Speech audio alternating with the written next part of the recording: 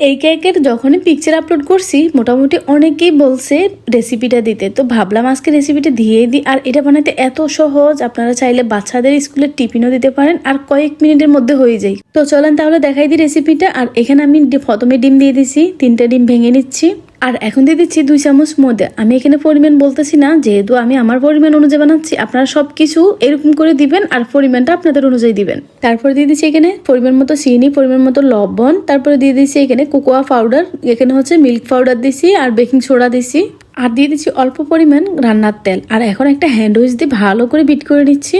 আর এটা বানাইতে একদম সময় কম তো লাগে আর এত ঝামেলাই হয় না। আর অন্য সময় কেক বানাতে গেলে এটা ফাতিল ওইটা ফাতিল সবকিছু ধুতে পরে একদম নাজেহাল হয়ে যায়। আর এখানে একটা ফাতিলের মধ্যে সবকিছু হয়ে যায়।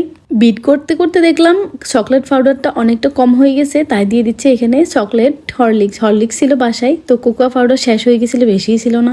যাই হোক, এই চকলেট হরলিক্স দেওয়ার কারণে টেস্টটা আরো বেড়ে গেছিল।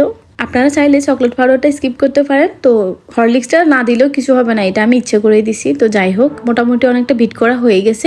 আর এদিকে দেখতেই পারছেন ব্যাটারটা একদম স্মুথ হয়েছে, দেখতেও ভালো লাগতেছে। আর এখন চারিদিক থেকে নামিয়ে দিচ্ছি।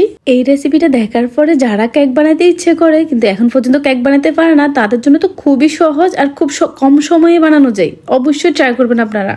চুলার মধ্যে রেখেই পুরো কেকটা বানানো হয়ে গেছে। তো এর মধ্যে আমি কিছুক্ষণ ঢেকে রেখে দিয়েছিলাম, সর্বোচ্চ 7 থেকে 8 মিনিট রাখলেই হয়ে যায় কেকটা।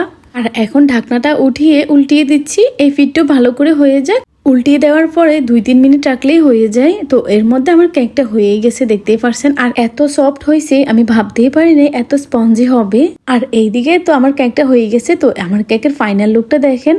চলেন আপনাদেরকে কেটে দেখাই, তো কতটা সফট হয়েছে তাহলে বুঝতে পারবেন। তো এদিকে আমি কয়েকটা পিস করে নিচ্ছি। বাচ্চারা তো এমনিতে কেকটা খুব পছন্দ করে, তার মধ্যে যদি এত সহজভাবে বানিয়ে দেওয়া যায় তাহলে তো আর কোনো কথাই হয় না। তো আজকে এই পর্যন্ত, সবাই ভালো থাকবেন, সবার জন্য দোয়া রইল। আল্লাহ হাফেজ। আর ভিডিওটি ভালো লাগলে অবশ্যই একটা লাইক দিবেন আর অবশ্যই রেসিপিটি বাচ্চাদেরকে একবার হলো বানিয়ে খাওয়াবেন।